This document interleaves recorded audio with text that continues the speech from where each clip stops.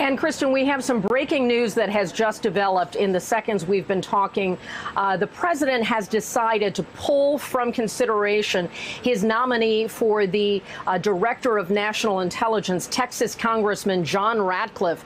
Ratcliffe has been criticized as a pick for this job as potentially too partisan and not having sufficient intelligence background, also accused of perhaps inflating some of his resume as well. The president, in a series of tweets, says that he has been treated unfairly by the media, and rather than going through months of what the president described as slander and libel, he explained to John how miserable that process for him would be, for the congressman and his family having to deal with that. And so John has therefore decided to stay in Congress, where he's done such an outstanding job representing the people of Texas and our country. I will be announcing my nomination for DNI shortly. That's a major shakeup. So Dan Coats, who has been in the position since the beginning of the administration, who under pressure, as you well know, announced his resignation effective August 15th, someone who has gotten the ire of the president because he has spoken about Russia's ongoing interference and attempts to interfere in the U.S. elections process,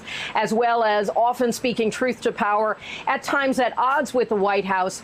The president effectively unhappy with the performance of Director of National Intelligence Coats, pushing him out with that resignation, choosing someone who had taken to task Director Mueller during the recent appearance on Capitol Hill and being a very frequent critic of the Russia investigation. In a very short span, we've seen this before, where the president offers up a name of someone he'd like to see in a high-profile role. That person gets sort of gobbled up by the process and then is quickly not in the running any longer. Today, that is John Ratcliffe of Texas, I think three-term Republican of Texas, now out of the running for this critically important post. Kristen? Kelly, tremendous that you were able to get on the record with that breaking news. Hey there, I'm Chris Hayes from MSNBC. Thanks for watching MSNBC on YouTube. If you want to keep up to date with the videos we're putting out, you can click subscribe just below me or click over on this list to see lots of other great videos.